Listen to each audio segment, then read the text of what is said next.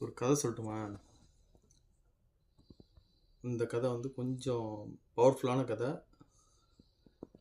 ஆனால் வந்து கொஞ்சம் உடம்புக்கு நல்லது தரக்கூடிய கதை. என்னென்னா, உலகத்திலே ரொம்ப கொடுமையான விஷயம் எது தெரியுமா? பச்சை பூண்டை திங்கிறது.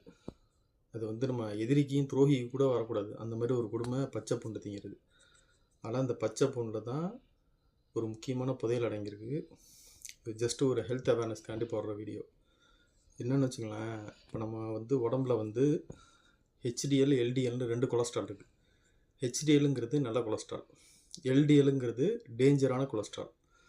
அந்த எல்டிஎல்லுங்கிற டேஞ்சரான கொலஸ்ட்ராலை கரைச்சி அந்த இரத்த ஓட்டத்தில் இரத்த குழாயில் ஏற்படுற அந்த எல்டிஎல்லுங்கிறது பேட் கொலஸ்ட்ரால் தான் அப்படியே கொஞ்சம் கொஞ்சமாக இரத்த அடைப்புக்கு ஹார்ட்டில் இதயத்துக்கு போகிற அந்த இரத்த ஓட்டத்தை ஸ்டாப் பண்ணுறது இந்த எல்டிஎல்லுங்கிற கொலஸ்ட்ரால் தான்.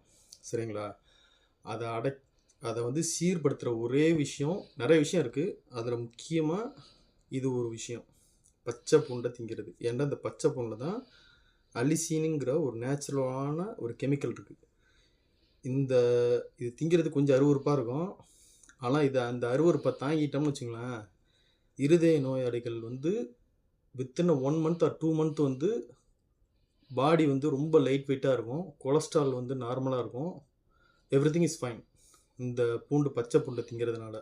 சில பேர் சொல்லுவாங்க, பச்சை பூண்டை வந்து குழம்புல போட்டு சாப்பிட்றது, தேனில் போட்டு சாப்பிட்றது, சுட்டு சாப்பிட்றது, அதெல்லாம் சாப்பிடக்கூடாது. பச்சை பூண்டை பச்சையாக திங்கணும்.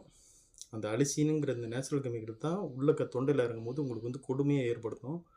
அந்த கொடுமையை அனுபவிச்சா தான் உங்களுக்கு வந்து இந்த ரத்தத்தில் இருக்க இந்த பேட் கொலஸ்ட்ரால் குறையும். கடைசியாக ஒரே விஷயம், நம்ம ஹார்ட்டில் இருக்கிற 5% 2% மைன்யூட் பிளாக் வந்து இசிஜியில் தெரியாது. புரிஞ்சுக்கிட்டிங்களா?